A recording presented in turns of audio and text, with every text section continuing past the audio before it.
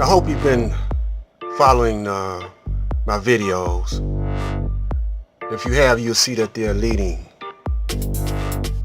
to a place that you should be at in your mental activities. This is Black Light, Supreme Common Council of the Elders, talking to my young, upcoming wannabe gangsters. You're following after the devil, and that's the wrong one to follow after. Now, this is not religion I'm teaching you. I'm teaching you science of the mind, and we're going to get right into where I'm coming from. And if you've been following, you'll see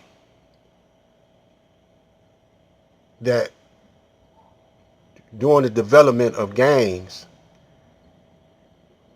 the only gang that we probably was in back then was the chain gang on the plantation, and your brother the Indian was on the reservation, same as being in jail. So we always was in jail in a certain way. Let's get to it though. As more and more immigrants poured into the country, America's social divide widened.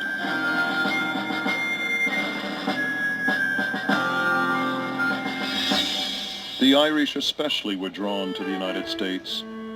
Once they arrived, however, many found conditions worse than... Let's stop right there.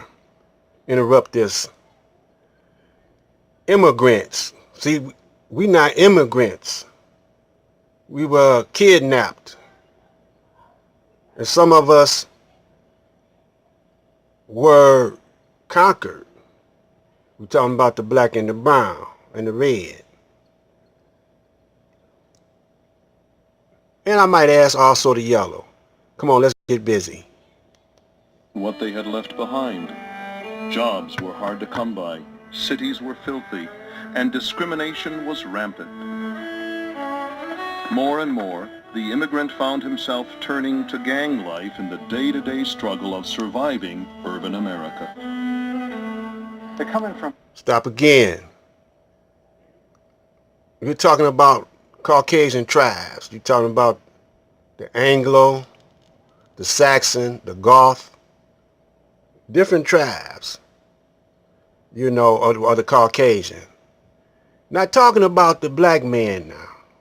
Remember, at this point in time, we in chains or we still slaves, mental slaves also. If some of us were free, some of us, we still are mental slaves. Let's go back. Let's get down to it. Relatively small villages in Ireland.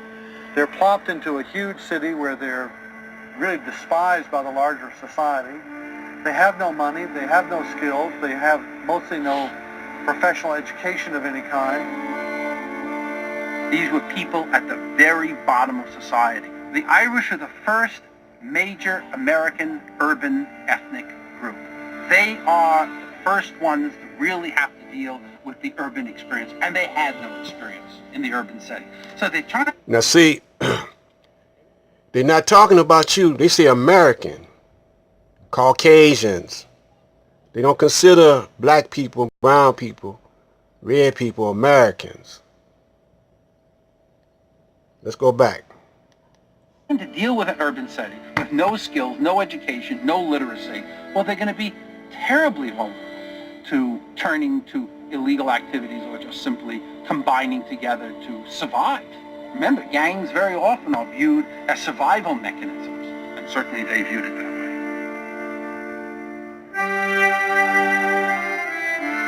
Outside of Boston, most Irish immigrants settled in New York City in a single-acre slum whose triangular center intersected at 5 streets. The area was known as the 5 Points. By 1820, the 5 Points served as the heart of New York's Irish community. It was overcrowded, it was unsanitary, there was no real running water, there was no sewers, there were no flush toilets, there was no regular garbage pickup, there were no housing laws or anything else. You put that all in a mix and you get yourself a neighborhood that is notorious for its poverty and criminality. They're living in tenements in very tight quarters. It was natural for them to kind of band together in various kinds of informal associations. In 1826, Irish thug Edward Coleman organized the first formal criminal street gang in America. Named the 40 Thieves, the group included some of the most sordid characters from the 5 Points. Let's break it off right here, pick it up. But I got some commentary I want to talk about at this point in time.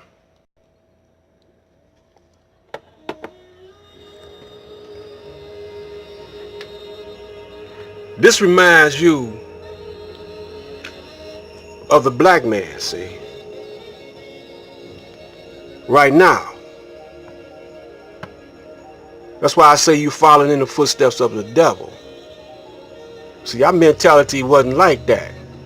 Look at how he looking, man. See? We were struggling back then, the black men, trying to find our way among ourselves. That's why you got Rosewood, the Black Wall Street and all that coming up. We were building among ourselves, developing businesses among ourselves. Let's get back to it. Coleman ran an illegal liquor operation in the back of a local green grocer. But his goal was more than selling booze. He wanted to control and protect the 5 Points from outsiders. They defended their turf. They knew when strangers came in, despite the big crowds. They looked for strangers. They looked for people who didn't know what they were doing, who might have been unwary.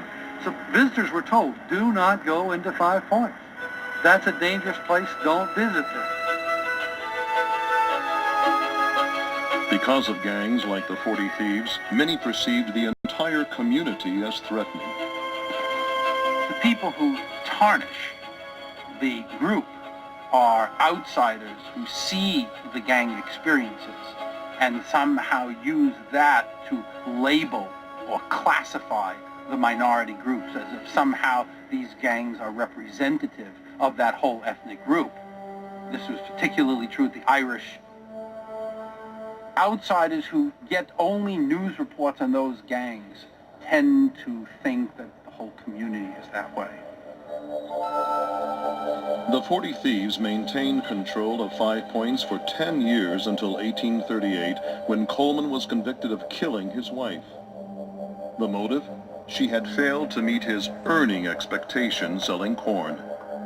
He was hanged 2 years later.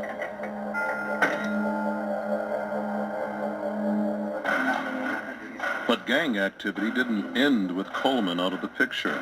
Turf was one of the few possessions the Irish could claim. Illegal liquor, gambling, and prostitution were up for grabs. So several other gangs quickly attempted to take control of the neighborhood. Gangs called the Dead Rabbits, the Plug Uglies, and the Roach Guards. But they remind you of what's going on now in our neighborhoods. You see? See, because back then, the black man and black woman, they had their own community. You know, they had farms. Most of them was sharecropping, but a lot of them had farms. Because my grandfather, or great-grandfather, he had acres of land, man. That would be my grandmother's father, you know. And how he lost it was, we turned on out, you know, the family turned on my grandfather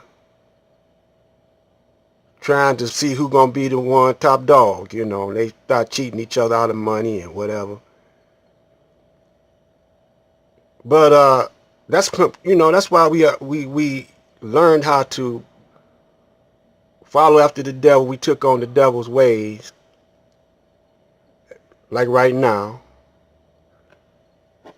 You know, we done took on his ways. We turning on each other, especially on YouTube.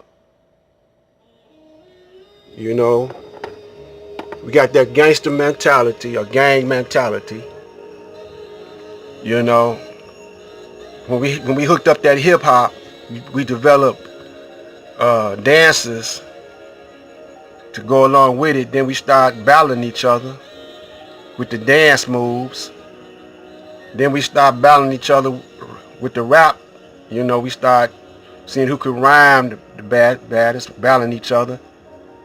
Then, you know, it's been carried over to this YouTube. Now we battling each other. We got YouTube wars.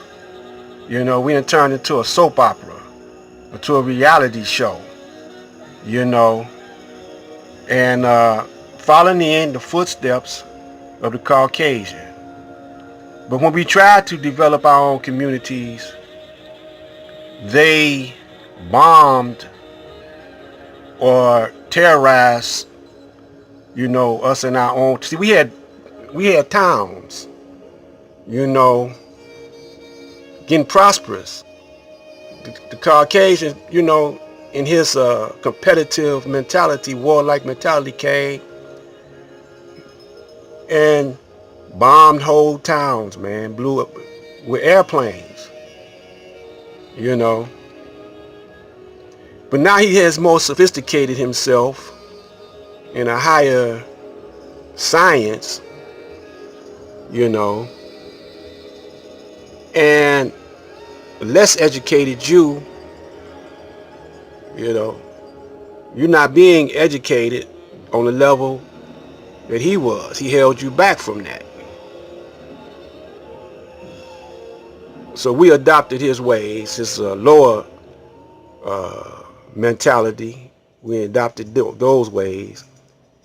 Now he's, you know,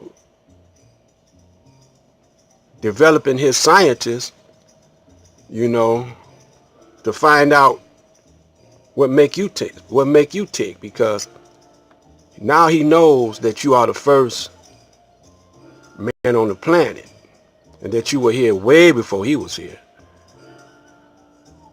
So you're being experimented on. So we're going to shut this one down and come back. Keep on following me and you'll see. I'm going to make you see that you got to think on a different level now. You young ones. Black light.